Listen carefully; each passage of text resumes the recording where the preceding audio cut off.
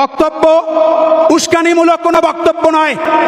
আমি বলতে চাই, আমাদের প্রধানমন্ত্রী যিনি প্রতিদিন কোরআন শরীফ পাঠ করেন এবং এখানে যদি তার বিরুদ্ধে যদি কথাবার্তা বলা হয়, আপনারা শান্ত হন। আরে বিশ্বাস করি তো।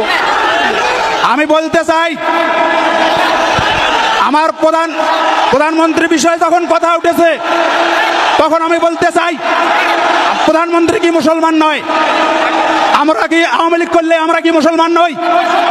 আমাদের বিরুদ্ধে, দেশের বিরুদ্ধে দেশদ্রোহী কোনো বক্তব্য এখানে চলবে না। আপনারা সবাই শান্ত হন, শান্তভাবে কথাবার্তা শোনেন।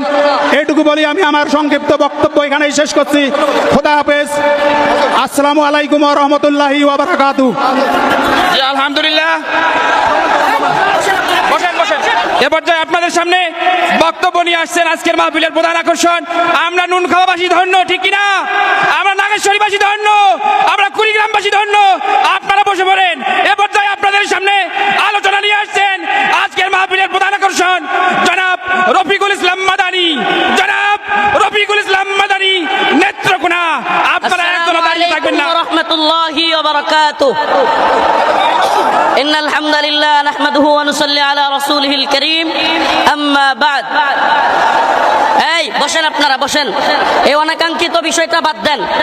উনি যে কথাটা বলতে চাইছেন সেই কথাটাকে আমি সুন্দরভাবে বলি, শুনেন। উনি বলতে চাইছেন যে প্রধানমন্ত্রী কোরআন তিলাওয়াত করেন। ঠিক আছে, আমরাও মেনে নিলাম। আপনারাও প্রধানমন্ত্রীকে বলেন যিনি কোরআন তিলাওয়াত করেন, তাহাজ্জুদ করেন, একজন আলেমকেও যেন আর বন্দী না রাখে। কথা দেন আপনারাও আমাদেরকে কথা দেন যে একজন আলেম আর বন্দী থাকবে না। আমরা খুশি।